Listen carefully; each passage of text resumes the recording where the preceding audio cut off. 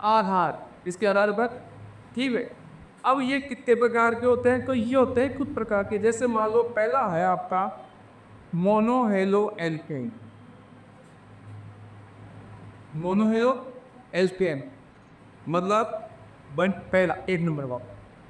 दूसरा है die halo alkane. Die का मतलब जिसमें हेलोजन समूह से गेट क्रिया होगी, दो। तीसरा है ट्राई हेलो एल्केन, कितने हेलोजन समूह होंगे? तीन। चौथा है टेट्रा हेलो एल्केन, कितने हेलोजन समूह होंगे?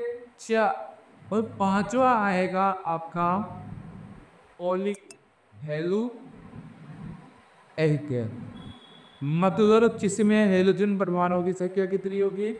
5 से ज्यादा। अब सबसे पहले मैं इसका क्लासिफिकेशन करके देखता हूँ। मोनो, मोनो का मतलब जिसमें हेलोजन एटम कितने होंगे? ए। फॉर एग्जांपल CH3Cl, कितने हेलोजन होंगे यहाँ पर?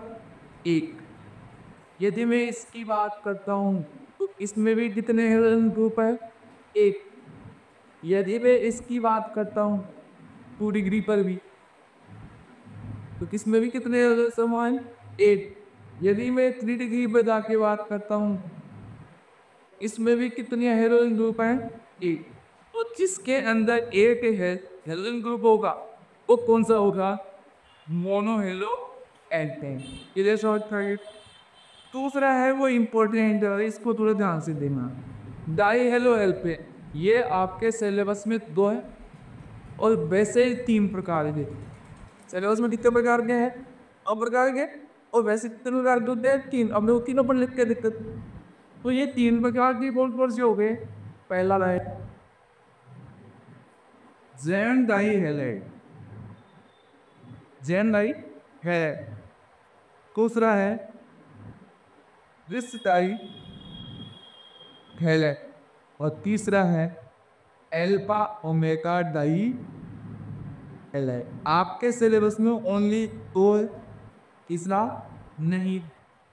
जेम डाई हेलाइड मतलब इसको जेमिनस डाई हेलाइड भी कहा जाता है। ये डाई हेलाइड इसे विसिनल डाई हेलाइड भी कहा जाता है। अब जेन का मतलब क्या होता है? कि एक कार्बन होगा।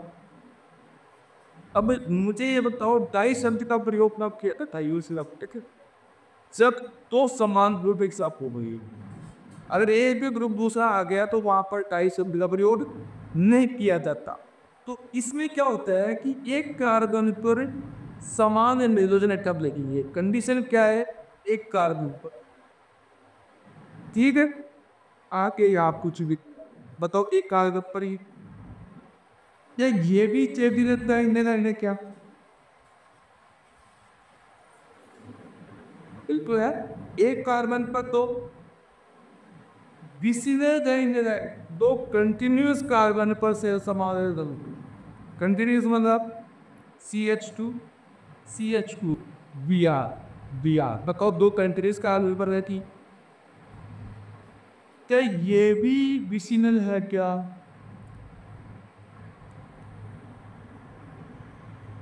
और एल का ओमेगा का मतलब फर्स्ट एंड लास्ट पर। तो मतलब CH2Cl CH2 CH2 और यहाँ पर